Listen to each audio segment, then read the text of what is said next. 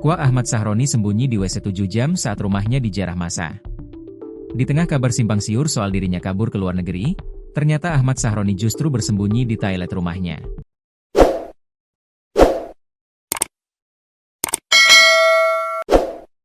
Mantan anggota DPR RI itu melumuri wajah dengan tanah agar tak dikenali massa, bahkan mengaku sebagai penjaga rumah demi menyelamatkan diri. Bagaimana kisah lengkap pelarian dramatisnya? Terkuak keberadaan Ahmad Sahroni saat rumahnya dijarah massa aksi pada Sabtu, 30 Agustus 2025. Ternyata saat penjarahan terjadi, Ahmad Sahroni berada di dalam WC rumahnya yang ada di lantai 4 atau rooftop. Mantan anggota DPR RI itu sembunyi di WC selama 7 jam dan kemudian kabur lewat atap. Ia melumuri wajahnya dengan tanah dan debu agar tidak dikenali oleh pendemo. Saat ditanya, Ahmad Sahroni mengaku sebagai penjaga rumah. Sebelumnya sempat beredar kabar bahwa Ahmad Sahroni kabur ke luar negeri saat rumahnya dijarah oleh ratusan massa di Tanjung Priok, Jakarta Utara. Kabar itu disampaikan langsung oleh Idris selaku tetangga Ahmad Sahroni. Ia tinggal di sini.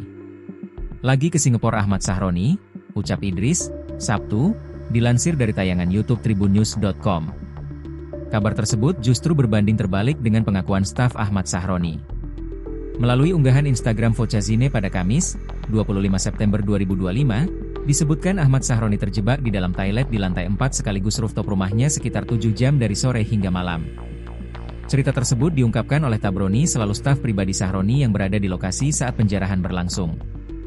Bapak, Sahroni, cerita, ada yang tiba-tiba masuk, sempat senterin dia dan tanya, "Kamu siapa?" Bapak jawab, "Saya penjaga rumah," ujar Tabroni dilansir Tribun News Bogor dari postingan Instagram pembasmi Kehaluan Real, Jumat, 26 September 2025. Saat itu, Sahroni sedang bersama stafnya dan sejumlah tamu di rumah. Ada 8 orang yang terjebak di dalam rumah saat massa datang. Mereka pun lari ke rooftop rumah untuk menyelamatkan diri. Sahroni tak membawa telepon genggam saat bersembunyi. Tabroni dan staf lainnya tak bisa menghubungi Sahroni hingga malam. Mereka baru mengetahui kabar Sahroni sekitar pukul 22 WIB setelah dihubungi oleh Feby Belinda, istri Sahroni, yang berada di luar Jakarta. Sahroni akhirnya memanjat atap dan masuk ke rumah salah satu tetangganya.